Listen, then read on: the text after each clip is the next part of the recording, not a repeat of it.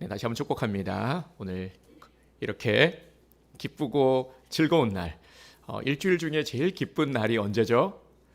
네, 주일이죠. 네, 월드컵 하는 날도 즐겁지만, 네, 주일이 가장 즐겁고 행복한 날입니다. 우리 그리스도인들에게 있어서는 주일이 제일 기쁘죠. 치유되고 회복되고 충만함을 덧입는 시간이기 때문이죠. 그래서 정말 우리가 어떤 들어서가 아니라 정말 우리가 은혜를 경험할 수 있기를 원합니다. 예배는 거룩하신 주님을 만나는 시간입니다. 그래서 오늘도 우리 초점을 주님께 맞추기를 원합니다. 분주하고 조금 어수선한 마음들을 다시금 우리가 온매무새를 가다듬듯이 우리의 마음을 좀 정돈하고요, 주님께로 향하기를 원합니다. 그래서 주님께서 우리에게 주시는 음성의 귀를 기울여서 오늘도 은혜 받고 오늘도 회복되고 오늘도 충만함을 입는 은혜 시간 되기를 주님의 이름으로 축복합니다. 자, 우리 그런 의미에서 옆에 분들을 우리 축복하겠습니다. 오늘 먼저 칭찬 세례부터 시작을 하도록 하겠습니다. 당신이 최고입니다. 자, 이렇게 축복하겠습니다. 당신이 최고입니다. 네, 당신이 최고예요. 네. 그리고 우리 또 이렇게 축복하겠습니다. 주님의 이름으로 사랑하며 축복합니다. 네, 주님의 이름으로 사랑하며 축복합니다. 네, 우리 거기 젊은 부부 왜 안 하죠? 네. 네, 하셨죠? 네, 너무 좋네요. 오늘 이렇게 또 우리 젊은 부부, 예비 부부까지 네, 이렇게 뵈니까 너무 좋습니다. 네, 이렇게 함께 지어져 가는 것이죠. 네, 믿음의 가정으로 아름답게 세워져 가기를 주님의 이름으로 축복합니다. 네, 오늘 말씀의 제목은 언제까지 망설일 거야? 라는 말씀의 제목입니다. 언제까지 망설일 거야? 살짝 먼저 제목이 어떤 의미일까를 먼저 좀 생각하고요. 아니, 무엇을 망설인다라는 거지? 나는 무엇을 망설이고 있는 건지 한번 생각을 하면서 오늘 말씀을 이어가기를 원합니다. 우리가 함께 읽은 본문은 이제 배경을 보면요, 이스라엘 역사에 있어서 가장 찬란했던 다윗 왕조가 어떻게 통일 왕국으로 세워질 수 있었는가를 잘 보여주는 기념비적인 말씀이라고 할 수가 있습니다. 다윗은 사울 왕이 죽은 후에 헤브론에서 이스라엘의 왕으로 추대를 받게 됩니다. 다윗이 사무엘 선지자를 통해서 먼저 왕으로 기름 부음을 받았죠. 언제 받았냐면은 소년 다윗 시절입니다. 정확하게 몇 살이다라고 나와 있지는 않지만 다윗은 또 막내이기도 했고요. 그리고 이제 소년 시절이었다라는 것으로 추정해 볼 때 15세 전후로 보고 있습니다. 15세면은 뭐 오늘날로 하면은 중2, 3 정도 되는 나이가 되겠죠. 네, 이렇게 잡았을 때 15세로 추정을 했을 때 15년 뒤인 이제 30살에 추대가 된 것이죠. 이제 유다의 먼저 왕이 된 것입니다. 15년 동안 그러면 다윗이 무엇을 했습니까? 아니, 그 분명히 선지자로부터 왕으로 기름 부음을 받으면은 바로 왕에 즉위했어야 되는데 왜 15년이 지난 후에야 이렇게 추대를 받고 유다의 왕으로 이렇게 될 수 있었던 것일까? 그러면 15년 동안 뭘 했습니까? 네, 15년 동안요 죽도록 고생했죠. 이 사울의 칼날을 피해서 도피 생활을 해야 했습니다. 광야의 먼지를 마시고 굴 속에서 숨을 죽이고 매일 밤 죽음의 공포와 싸워야 했습니다. 여러분, 사람이요 제일 힘들다, 정말 제일 잔인하다, 고통스럽다 하는 것이 뭘까요? 나 죽이려고 하는 사람이 계속 나를 살해 위협을 하고 쫓아오고 실제로 그렇게 이 위협을 가할 때에, 물리적인 위협을 가할 때에 얼마나 힘듭니까? 하루 이틀도 아니고 매일 나 죽이겠다고 쫓아오는 사람 피해서 도망다니는, 그죠? 이것보다 더 잔인한 삶이 어디 있을까요? 이렇게 15년 동안 다윗은 죽음의 공포와 매일 잠 못 드는 밤을 이루며 그렇게 지내야 했습니다. 다윗에게 있어서 이 시간은 정말 뼈를 깎는 연단과 영적 마라톤의 시간이었습니다. 자, 그리고 나서요, 사울 가문이 몰락을 하게 되죠. 분열된 후에 7년 6개월이 지난 후에 이제 헤브론에서 이스라엘 왕으로 이제 초대가 되었습니다. 이때 나이가 37살이었고요. 그러니까 기름 부음을 받고 나서 22년의 시간이 흐른 뒤입니다. 이렇게 긴 시간 훈련의 시간을 보내고 나서야 이스라엘의 왕으로 우뚝 서게 된 것이죠. 여기서 우리는 이번 주 요절 말씀인 로마서 8장 18절의 말씀을 더 깊이 묵상하게 됩니다. 자, 우리 함께 선포하도록 하겠습니다. 우리 요절 말씀은 예배 순서 주보의 예배 순서 아래에 있습니다. 네, 다 찾으셨죠? 생각하건대부터 시작하겠습니다. 생각하건대 현재 고난은 장차 우리에게 나타날 영광과 비교할 수 없도다. 로마서 8장 18절 말씀. 아멘. 네, 생각하건대 현재 고난은 장차 우리에게 나타날 영광과 비교할 수 없도다. 네, 말씀하고 있습니다.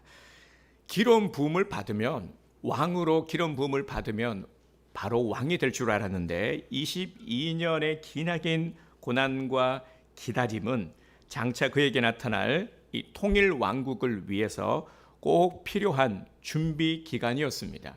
이 기간 다윗에게는 정말 혹독한 시간이었지만 우리가 성경 말씀을 통해서요 알게 되는 것은 이 시간이 꼭 필요한 시간이었다라는 것이죠. 통일 왕국의 이 대업을 감당할 만한 그릇으로 준비되는 시간이었다라는 것입니다.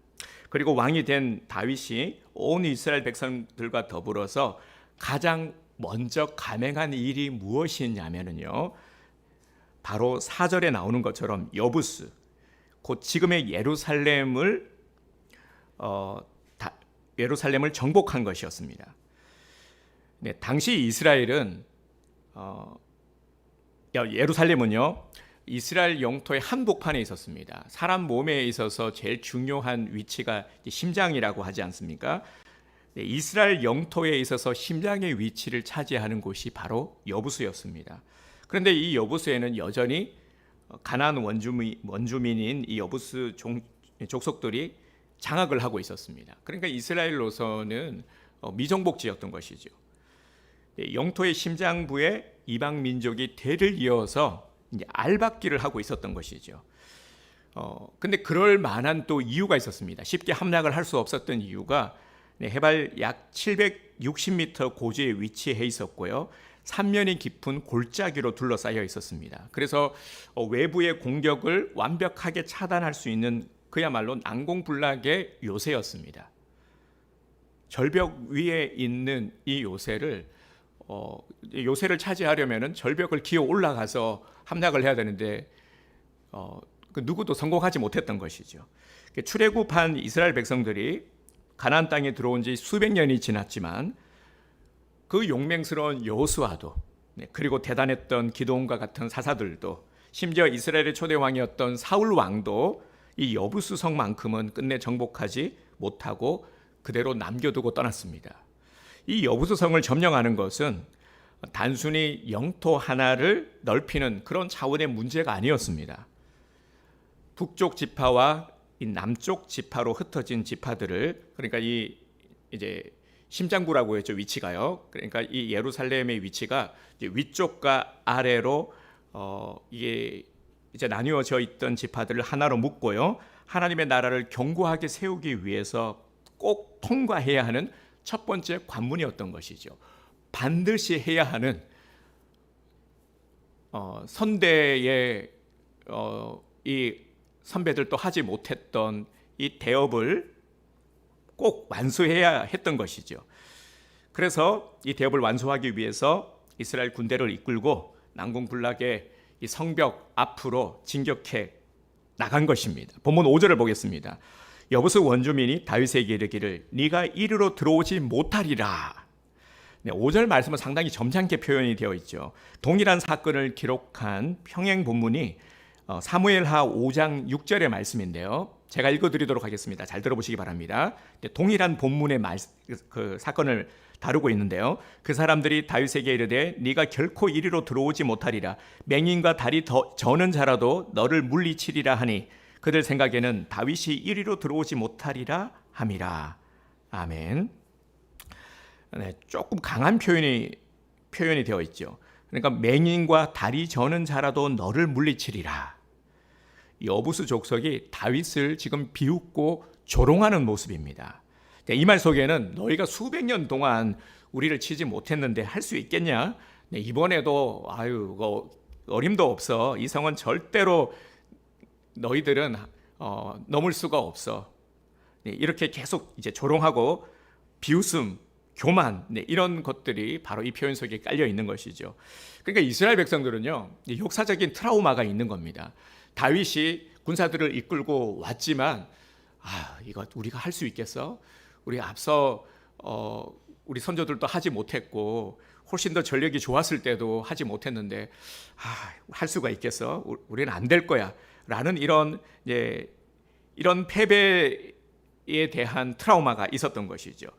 그리고 눈앞에 펼쳐진 그 거대한 성벽을 다시 보는 순간 이거는 못해. 이거는 정말 그 누구도 할 수가 없어. 주눅이 든 겁니다. 그리고 여부수 족속은 계속해서 귀를 찌르는 조롱의 소리를 계속해서 큰 소리를 내면서요, 이스라엘 백성들에게 위협을 가하고 있습니다. 더 두렵게 만들게 충분했습니다.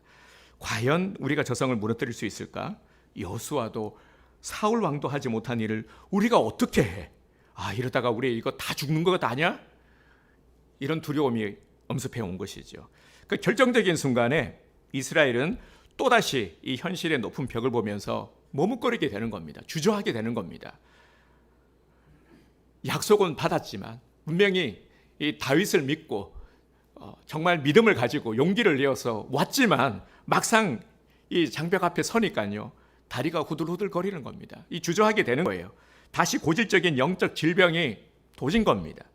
근데 이 여부스 성의 조롱은 오늘날 영적 가난을 향해 나아가는 우리 그리스도인들에게도 동일하게 찾아온다라는 것을 우리는 알아야 합니다. 우리가 분명히 하나님께서 주신 비전을 붙잡죠. 오늘 우리 온두림 교회에 나오신 우리 성도님들도 정말 열심히 신앙생활 하시고요. 신앙도 열심히, 그리고 또 사회생활도 열심히 하시는 분들입니다. 정말 열심이라고 하면은 인정받을 수밖에 없는 그런 대단한 열심을 가지신 분들이죠. 저는 정말 그렇게 생각을 합니다. 그런데요, 이런 열심을 가지고 있지만, 믿음을 가지고 있지만, 기도하지만 정말 우리 삶에 예기치 않게 우리를 찾아오는 그런 문제들, 그리고 두려움의 장벽들이 있죠. 우리가 믿음을 가지고 믿음의 발걸음을 내디디려고 할 때에 우리 삶에 여전히 완고하게 버티고 있는 여부수성이 우리를 향해 외칩니다. 성 위에서 큰 소리로 우리를 향해서 이렇게 말하는 겁니다. 너는 이 고질적인 습관, 중독, 원망에서 절대 벗어나지 못해. 네가 뭘 할 수 있을 것 같아. 당장 때려쳐. 너는 할 수 없어. 네가 처한 위기, 무너진 가정, 깨어진 관계, 평생 너를 괴롭힐 거다. 너는 절대 이 장벽을 넘지 못해. 아무리 발버둥 쳐도 소용없어. 기도해도 소용없어. 네 삶의 현실은 절대 바뀌지 않아. 여러분, 이런 소리 듣고 계시죠? 사단은 이처럼 우리가 뭔가를 하려고 할 때, 믿음의 결단을 통해서 뭔가를 이루어 가려고 할 때, 한 발자국 내디딜 때 이런 소리를 우리에게 냅니다. 우리의 과거의 실패의 기억들을 들추어내고요, 항상 우리의 발목을 잡는 것들이 과거의 실패의 경험들, 우리의 아픈 기억들, 우리의 트라우마를 자극하는 거죠. 들추어내면서 조롱하는 겁니다. 할 수 없다고. 하나님의 약속을 믿으면서도 기도하면서도 우리가 주저하게 되는 겁니다. 선뜻 나서지 못하게 되는 거예요. 두려우니까요. 그래서 제자리에서 머뭇거리게 되는 겁니다. 약속은 받았지만 한 걸음도 나아가지 못하는 상태. 한 걸음 내딛었지만 다시 한 걸음을 내딛기에는 용기가 부족한 상태. 이것이 바로 오늘 우리의 현 주소인 것입니다. 여러분, 과학자들이요, 벼룩을 가지고 한 가지 실험을 했습니다. 원래 벼룩이 쬐끄만하잖아요. 그죠? 벼룩이 정말 작아요. 근데 이 작은 몸기림에도 불구하고 벼룩은 점프력이 상당히 좋습니다. 이렇게 멀리 뛰어요. 자신의 몸에 정말 수백 배가 넘는 이게 높이 뛰어오르는 능력을 지니고 있습니다. 근데 이 벼룩을 고작 이 3cm밖에 되지 않는 유리컵 안에 넣고요, 투명한 유리 덮개로 위를 막아버렸습니다. 그러자 벼룩이 어떻게 했겠습니까? 이제 밖으로 나가려고 점프를 계속 시도하죠. 이 점프를 하면 할수록 이 유리 덮개에 걸려서 떨어지게 되고, 또 점프를 하면 툭 떨어지고, 이렇게 수없이 고통을 반복하면서 벼룩의 뇌세포에는 입력이 되는 겁니다. 아, 이렇게 뛰어도 소용없구나. 뛰면은 뛸수록 더 아프구나. 나는 저 위로 올라갈 수 없구나 하는 이 한계와 패배 의식이 각인이 되는 겁니다. 그 시간이 지난 후에 이제 과학자들이 그 덮개를 치워버렸습니다. 치워버렸으니까 이제는 점프 뛰면 밖으로 나갈 수가 있죠. 마음껏 뛰어 올라서 나갈 수 있는 자유가 주어진 겁니다. 그런데 놀랍게도 벼룩은 이 덮개가 있는 3cm 정도의 높이까지만 살짝 뛰고는요, 더 이상 높이 뛰지를 않는 겁니다. 이미 자기 스스로 만들어 놓은 마음의 장벽, 이 여부수의 벽에 갇혀버렸기 때문인 것이죠. 혹시 오늘 여러분의 심령이 이 벼룩처럼, 혹은 여부수 성 앞에서 나는 안 될 거야, 해도 안 돼 라면서 이 망설이던 이스라엘 백성들처럼 과거의 실패와 세상의 조롱에 갇혀서 망설이고 있지는 않습니까? 이것이 오늘 나의 모습 가운데 있지는 않습니까? 한번 돌아보기를 원합니다. 우리가 신앙생활을 하면서, 교회에서 예배를 드리면서, 말씀을 들으면서 우리가 또 찬양도 하잖아요. 예수의 이름으로 나는 일어서리라. 예수의 이름으로 승리할 수 있다라는 말씀을 들으면서도, 정말 그렇게 우리가 고백하면서 믿음의 선포를 하면서도 정작 삶의 현장에서는 세상이 정해놓은 이 3cm의 유리 천장 아래에 갇혀서 머뭇거리고 있지는 않습니까? 오늘 주저하고 있는 나의 모습이 있지는 않습니까? 네, 이처럼 두려움과 망설임, 조롱이 가득한 이 영적 대치 상황 속에서 엄청난 반전이 일어납니다. 본문 5절 중반절을 보겠습니다. 다윗이 시온 산성을 빼앗았으니 이는 다윗성이더라. 아멘. 그리고 9절, 만군의 여호와께서 함께 계시니 다윗이 점점 강성하여 가니라. 아멘. 자, 여기서 우리가 가슴 깊이 새겨야 할 영적 메시지가 있습니다. 세상 사람들과 이스라엘 백성들은 엄청난 높이의 성벽과 이 너무나도 강한 여부수 사람들의 모습, 바로 눈에 보이는 환경이죠. 환경을 보았지만 믿음의 사람 다윗은 무엇을 보았습니까? 그 성벽 뒤에 살아 역사하시는 만군의 여호와 하나님을 바라보았습니다. 이 차이인 것이죠. 여부수 족속은 자신들의 요새를 의지해서 교만하게 소리쳤지만, 다윗은 눈에 보이지는 않지만 온 우주 만물을 다스리시는 전능하신 하나님을 바라보고 하나님만 의지했습니다. 하나님께서 오늘 우리에게 주시는 음성은 너무나도 분명합니다. 우리 인생의 승리와 영적 정쟁의 승패는 결코 우리의 조건, 우리가 가지고 있는 무기, 우리가 마주한 성벽의 높고 낮음에 달려 있는 것이 아니라 바로 무엇에 달려 있다고요? 만군의 여호와 하나님이 우리와 함께 하시는가, 여기에 달려 있다라는 것입니다. 여기서 성경이 다윗의 승리를 기록하며 특별히 하나님을 무엇이라 표현하고 있습니까? 만군의 여호와로 표현을 하고 있죠. 이 부분을 우리가 주목해 봐야 합니다. 히브리어로 여호와 사바오트, 그러니까 이것이 무슨 의미이냐면요, 하늘과 땅의 모든 군대를 거느리신 전능하신 지휘관 하나님, 군대를 거느리고 지휘하시는 하나님을 뜻합니다. 하나님의 백성을 대신해서 하늘의 모든 천군 천사 거느리시고 친히 대장이 되셔서 싸우시는 강력한 영적 이 승리를 의미하는 것이죠. 이것이 바로 만군의 여호와 하나님입니다. 여러분, 전쟁은 누구에게 속한 것이죠? 그렇죠. 전쟁은 하나님께 속한 것이죠. 만군의 여호와 하나님이 오늘 우리의 대장이 되셔서 우리와 함께 하십니다. 이것이 믿음인 것이죠. 나는 할 수가 없어요. 우리 그러잖아요. 거울을 보면서 할 수 있어, 할 수 있어. 물론 그것도 도움이 됩니다. 나는 할 수 없어 보다는 100배 1000배 낫죠. 나는 할 수 있어. 좋습니다. 근데 여기에 더해 우리는 한 가지를 덧붙이죠. 네, 하나님이 나와 함께 하시면 나는 무엇이든 할 수 있어. 만군의 여호와 하나님이 나와 함께 하시기에 나는 할 수 있어. 이렇게 선포하시길 바랍니다.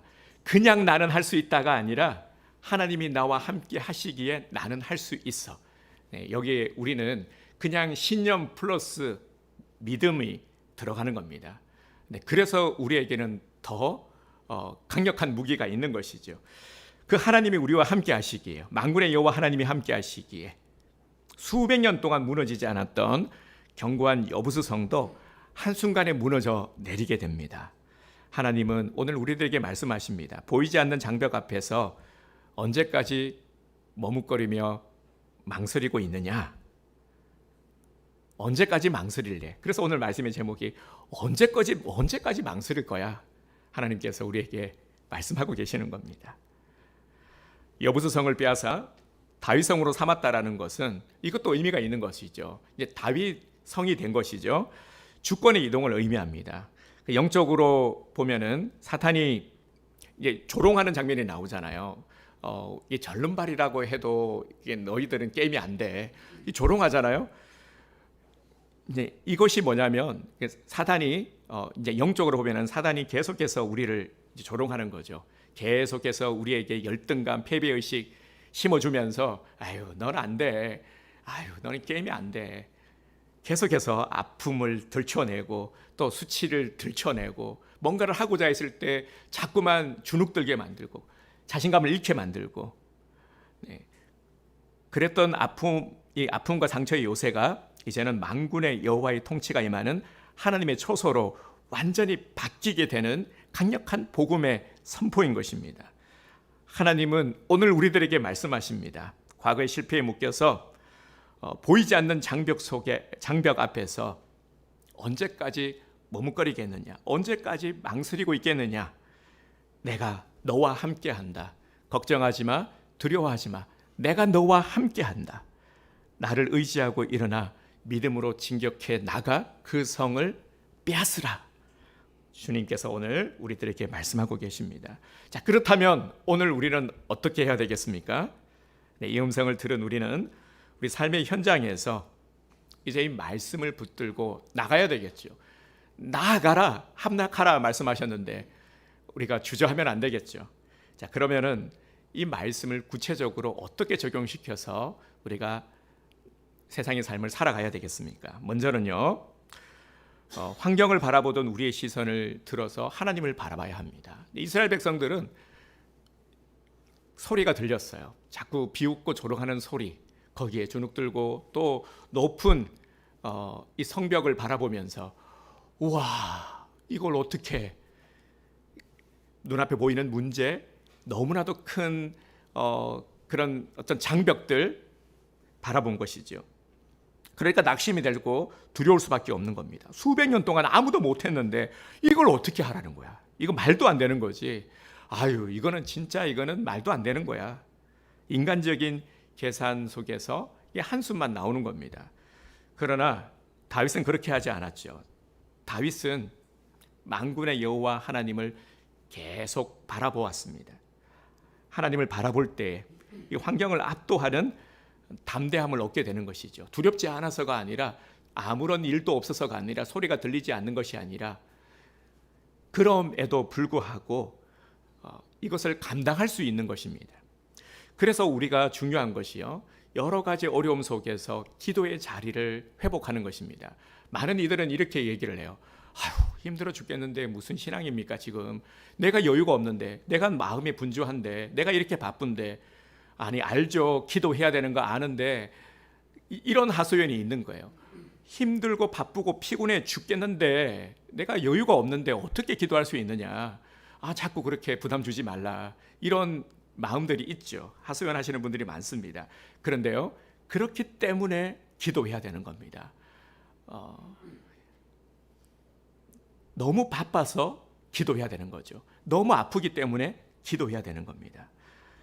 내 문제의 크기보다 나를 도우시는 하나님의 크기가 훨씬 더 큼을 인정하고 이 고백하는 이 영적 시선의 전환이 필요한 것입니다. 그래서 다시 이스라엘 백성과 다윗을 바라보십시오. 이것을 생각해 보세요.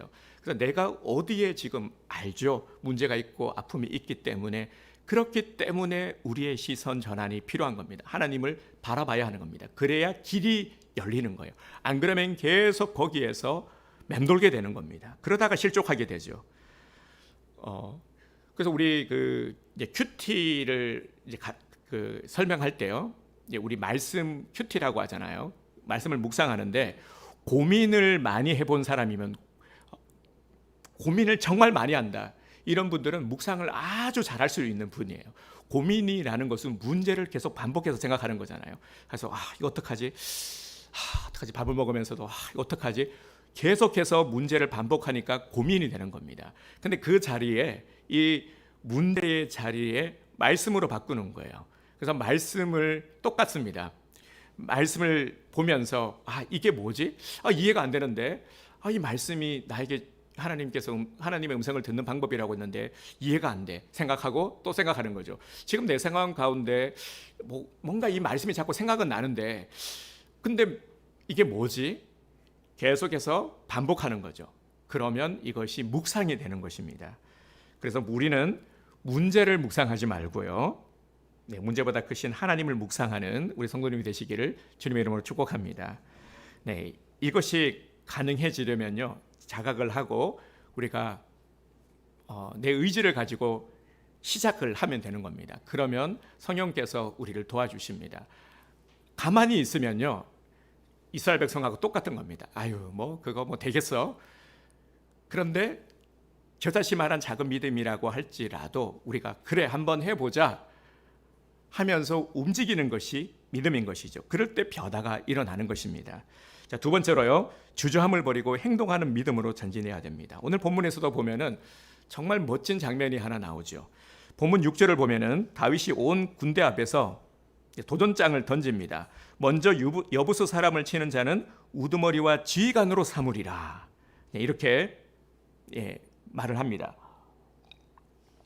절벽 위에 세워진 이 난공불락의 성을 먼저 타고 올라가는 것. 그러니까 이 당시에 성을 함락하려면은 우리 그 역사 드라마라든지 그런 영화 같은 걸 보신 분들은 성을 점령할 때에 보면은 막 사다리 놓고, 그죠? 올라가서 위에서 돌 막 떨어뜨리고 뜨거운 물 막 들이붓고 막 그러잖아요. 그런 모습을 한번 떠올려 보시기 바랍니다. 그 높은 성벽을 점령하려면은 당연히 성을 타고 올라가는 방법밖에 없어요. 이 당시에 미사일이 있었던 것도 아니고요, 다른 어떤 요즘 드론으로 띄울 수 있는 것도 아니었고, 그냥 무식하게 타고 올라가는 방법밖에 없었던 거죠. 그러니까 딱 이게 가능하겠습니까? 그죠? 다들 이제 계산기 두드리면서 이게 가능할까? 불가능한데? 두드리고 있을 때, 눈치 보면서 주저하고 있을 때 저기서 손을 드는 겁니다. 제가 가겠습니다. 자, 이 용맹스러운 영웅이 누구였냐면요, 스루야의 아들 요압 장수입니다. 요압이 과감하게 나선 겁니다. 그래서 이 요압이요, 성벽을 타고 올라가서 여부수 사람을 치고 군대의 우두머리가 되었어요. 자, 오늘 이제 평행 본문인 사무엘하 5장 8절을 보면은요, 다윗은 성을 공략할 때에 이제 하나님께서 또 지혜를 주셨어요. 그래서 물 깃는 교차로를 통해서 이제 올라가는 전략을 제시합니다. 이게 여러분 영화도 있었는데 혹시 보신 분들 기억하실 것 같아요. 이게 이 물 깃는 교차로를 통해서 벽을 타고 올라가는 거죠. 그러니까 정말 비좁고 어둡고 물이 흘러내리는 수구 통로를 이용해서 올라가는 거죠. 참된 믿음은 머릿속으로 상황을 분석하고 망설이는 것이 아니라 바로 하나님의 약속을 믿고 발을 내딛는 순종입니다. 요압은요, 무식함이 아니라 믿음으로, 그리고 하나님께서 주시는 지혜를 가지고 나아간 것이죠. 이스라엘 백성들이 출애굽을 할 때에 제일 먼저 마주쳤던 장벽이 홍해였죠. 근데 홍해 때는 모세의 지팡이로 갈라지는 역사가 일어났죠. 그런데 가나안 초입의 요단강을 건널 때는 좀 다른 모습이었습니다. 제사장들이 믿음으로 이제 거친 물살에 발을 내디딜 때, 그때 갈라지는 기적을 경험했죠. 그 망설임을 끝내기 위해서는 바로 이 요압과 같은 믿음의 순종이 필요하다라는 겁니다. 믿음의 한 발자국이 필요하다라는 것입니다. 그러할 때에 역사가 일어나는 것이죠. 19세기에요. 세계적인 외줄타기로 유명했던 이 블론딘이라는 사람이 있습니다. 샤를 블론딘이라는 사람이 있는데요. 이 사람의 이야기도 아마 들어보신 적이 있으실 겁니다. 나이아가라 폭포 아시죠? 저도 안 가봤는데 나이아가라 폭포 가보신 분들은 잘 아실 것 같아요. 엄청 그 물살이 그거 깊고 그죠? 깊고 또 거기 바람도 많이 분다라고 하더라고요. 근데 거기를 그 나이아가라 폭포 양쪽에 밧줄을 걸고 횡단을 하는 묘기를 보인 겁니다. 와, 이거 생각만 해도 그죠? 저도 서커스를 본 적이 있거든요. 그러니까 서커스를 보면은 그 짧은 거리인데도 와, 저거 어떻게 저럴 수 있나 싶을 정도로 우아하잖아요. 네, 거센 바람과 물살 위에서 막 뒤로 걷기도 하고 안대 쓰고 걷기도 하고 네, 외바퀴 자전거 타기 뭐 이런 그 정말 이 신기에 가까운 그런 묘기를 성공을 시킨 겁니다. 관객들은 야단이 난 거죠. 막 환호성을 지르고 열광했습니다. 묘기를 마치고 났어요. 블론딘이 흥분한 관객들에게 제안을 한 가지 한 겁니다. 자, 이번에는 여러분 중에서 이 수레에 사람을 태우고 저 무시무시한 이 폭포를 건너가려고 하는데 혹시 함께 하시겠습니까? 라고 했어요. 그러자 어떻게 되었을까요?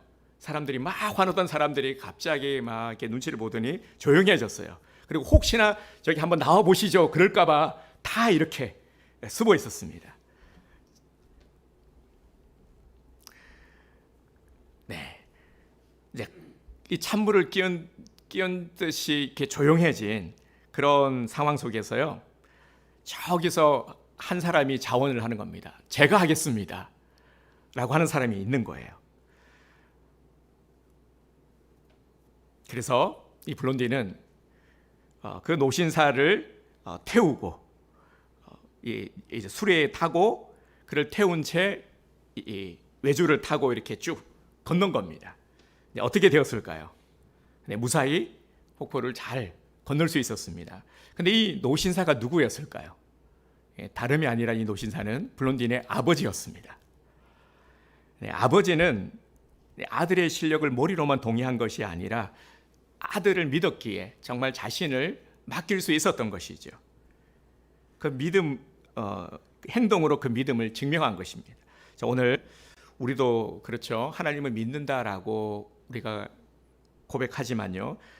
정작 여부서성 앞에서는 주님의 수레에 내 삶을 맡기기를 망설이고 있지는 않습니까? 주저하게 되는 거죠. 진짜 믿음은 망설임을 끝내고 망설임이 없어서가 아니라 주저함이 없어서가 아니라 이 망설임과 주저함의 이 시간을 끝내는 것입니다. 끝내고 하나님 말씀 위에 나를 던지는 순종의 행동으로 완성이 되는 것이죠. 사랑하는 성도 여러분, 이제 우리는 이 망설임과 주저함의 시간을 멈추어야 됩니다.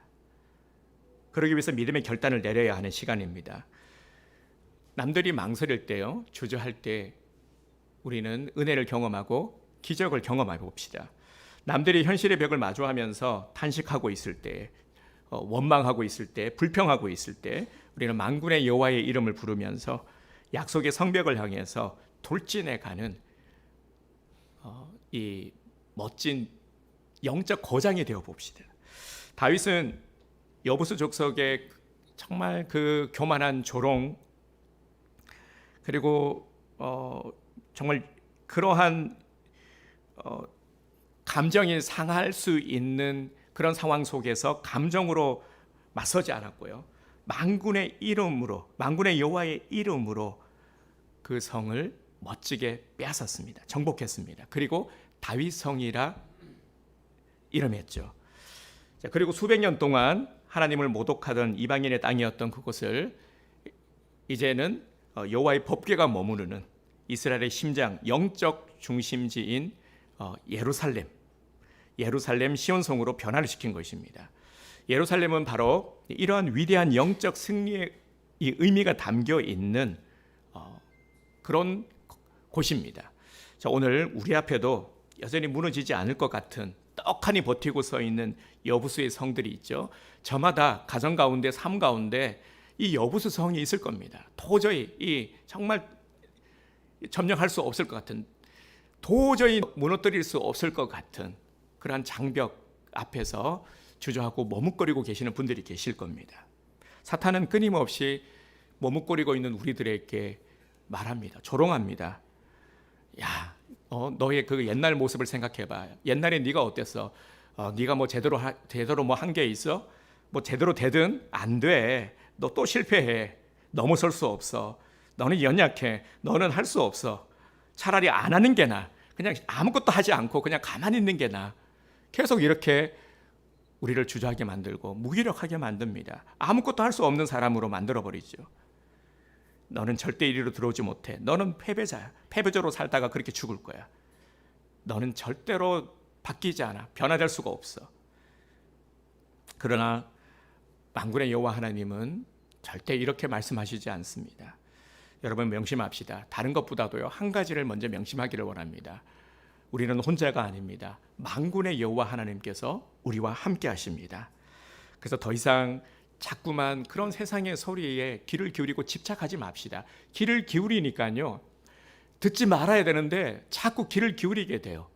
자꾸 듣게 되는 거죠. 듣지 말아야 되는데, 차단해야 되는데 그게 안 되는 겁니다. 왜냐하면 거기에 머물러 있으니까요. 그 장소를 뜨지 않으니까 머물러 있으니까 계속 듣게 되고 주눅들게 되고 주저앉게 되는 것이죠. 자, 오늘 이런 우리들에게 주시는 말씀이 바로 요절 말씀인데요. 로마서 8장 18절을 다시 한번 우리 한번 선포하도록 하겠습니다. 자, 시작. 생각하건대 현재의 고난은 장차 우리에게 나타날 영광과 비교할 수 없도다. 로마서 8장 18절 말씀. 아멘. 생각하건대 현재의 고난은 장차 우리에게 나타날 영광과 비교할 수 없도다. 아멘. 우리는 고난, 문제, 장벽을 바라보는 것이 아니라 그 너머에 있는 만군의 여호와 하나님이 승리니까요. 하나님을 바라보면 승리를 바라보는 것입니다. 오랫동안 우리들의 발목을 잡고 있던 너는 안 돼라는 영적 패배주의의 이 쇠사슬을 만군의 여호와의 이름으로 끊어버리시기를 바랍니다. 거친 폭포 위에서도 주님의 이 약속의 수레에 여러분의 인생을 온전히 맡겨드리시기를 바랍니다. 그래서 우리가 이제 망설임을 끝내고 믿음으로 결단하며 순종의 발걸음을 한 걸음 내디딜 때 우리를 가로막고 있던 난공불락의 여부수성은 한순간에 무너지게 될 것입니다. 여리고성이 무너졌던 것처럼, 그리고 여부수가 무너졌던 것처럼 말이죠. 우리의 무너진 삶의 자리는 하나님의 영광과 통치가 가득한 영광스러운 시온 산성이 될 줄 믿습니다. 자, 이제 만군의 여호와께서 함께 하시는 은혜를 힘입어 날마다 영적으로 더 우리가 강성해져서요, 날마다 승리를 선포하는 우리 성도님들이 되시기를 주님의 이름으로 축복합니다. 네,